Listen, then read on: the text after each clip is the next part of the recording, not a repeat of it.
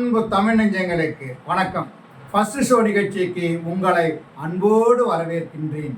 இன்றைய first show நிகழ்ச்சியில் yellow திரைப்படத்தின் திரை விமர்சனத்தை தெரிந்து கொள்ள போகிறோம். வாங்க நிகழ்ச்சிக்கு போவோம்.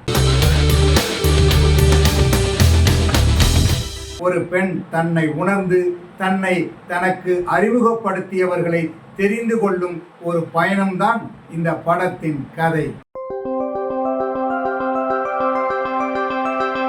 இந்த படத்தின் கதையின் நாயகி ஆதி, அதாவது ஆதிரையாக நடித்திருக்கிறார் பூர்ணிமா ரவி. தனது கருத்தை ஒட்டியுள்ள ஒரு இளைஞனுடன் வெளிநாடு சென்று படிக்க வேண்டும், வாழ்க்கைக்கு தேவையான பொருளை உருவாக்க வழிவகை செய்து கொண்டு அவனை திருமணம் செய்து கொள்ள வேண்டும் என்று விரும்புகிறார். ஆனால் காலம் அவரது அப்பாவுக்கு உடல்நிலை சரியில்லாத சூழ்நிலையை ஏற்படுத்தி விடுகிறது.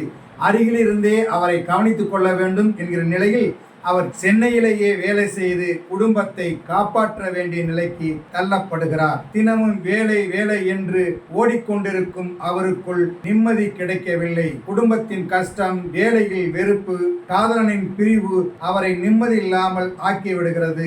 இந்த நிலையில் அவருக்கு 3 நாள் விடுமுறை கிடைக்கிறது. அந்த விடுமுறையை நல்ல விதமாக பயன்படுத்தி கொள்ள வேண்டும், நிம்மதியை தேட வேண்டும் என்று ஆசைப்படுகிறார்.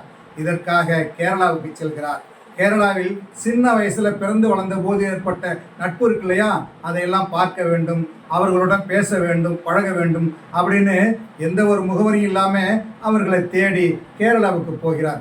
சிறு வயசுல பார்த்த ஊர் இல்லையா, அதையெல்லாம் பார்க்கறதுக்கு இப்போது புதிதாக இருக்கிறது. அவரது அந்த பயணம் அவரது வாழ்க்கையை மாற்றி அமைக்க காரணமாக இருக்கிறது. அவரது சிறு வயது தோழி அவருக்கு கிடைத்தாரா?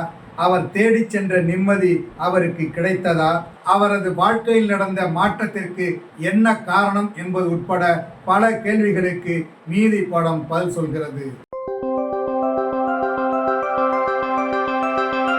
இந்த படத்தில் ஆதிரை என்கிற கதாபாத்திரத்தில் கதையின் நாயகியாக நடித்திருக்கிறார் பூர்ணிமா ரவி.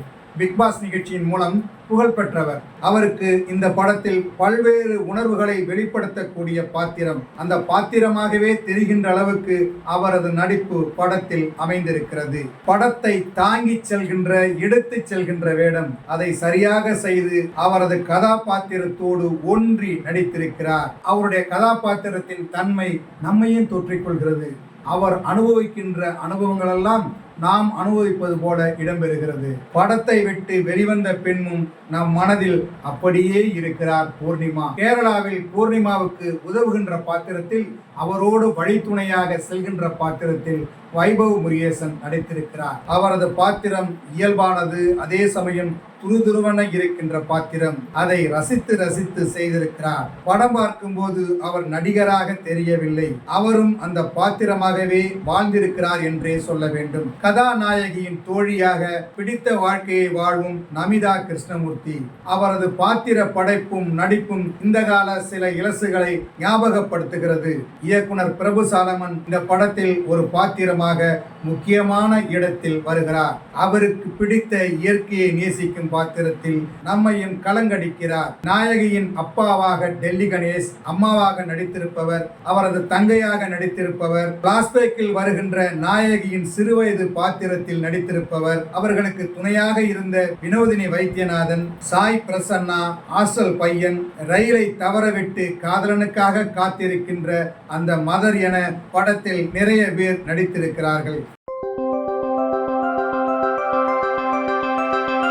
இந்த படத்திற்கு அபி ஆர்பிக் ஒளிப்பதிவு செய்திருக்கிறார். இந்த படம் ஒரு பயண கதை. கேரளாவின் அழகை அந்த பயண அனுபவங்களோடு நம் கண் முன் நிறுத்துகிறார் ஒளிப்பதிவாளர். இந்த படத்திற்கு அவருடைய ஒளிப்பதிவு மிக முக்கியமானதாக இருந்து படத்தை தாங்கி நிற்கிறது. சோகத்துடன் சென்று ஃப்ரெஷ்ஷாக வருகின்ற கதாநாயகி போல நாமும் ஃப்ரெஷ்ஷாக வருகின்ற அனுபவத்தை ஏற்படுத்துகிறார் ஒளிப்பதிவாளர். கதை எப்படி பயணிக்கிறதோ அதே போல படத்தொகுப்பும் பயணித்திருக்கிறது. எங்குமே தேங்கி நிற்காத அளவுக்கு படம் வேகமாக ஓடுகிறது என்றால் அதற்கு ஸ்ரீவட்சனின் படத்தொகுப்பு பலமாக அமைந்திருக்கிறது. இந்த படத்திற்கு ஆனந்த் காசிநாத் இசையமைத்திருக்கிறார். கலர்ஃபுல்லான படம், அழகான படம். அந்த அழகை ரசிப்பது போல அவரது இசையும் ரசிக்க வைக்கும் வகையில் அமைந்துள்ளது. இந்த படத்தை ஹரி மகாதேவன் இயக்கியிருக்கிறார்.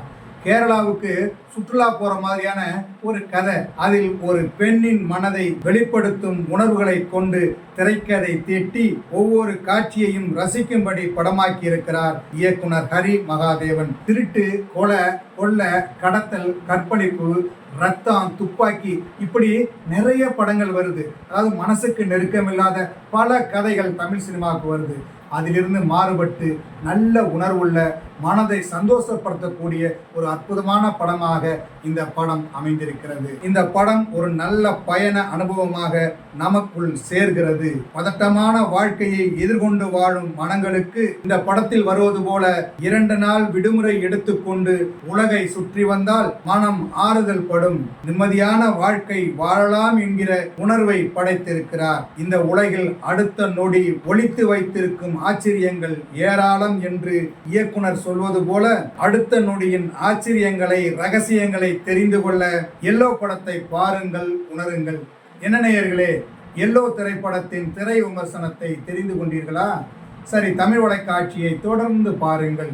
தமிழ் வலைக்காட்சியை லைக் பண்ணுங்க, ஷேர் பண்ணுங்க, கமெண்ட் பண்ணுங்க, சப்ஸ்கிரைப் பண்ணுங்க. தமிழ் வலைக்காட்சியின் புதிய அப்டேட்டுகள் உடனுக்குடன் உங்களுக்கு தெரிய வர அருகில் உள்ள பெல் பட்டனை மறக்காமல் அமுக்குங்க. கலை, இலக்கியம் யாவும் மக்களுக்கே.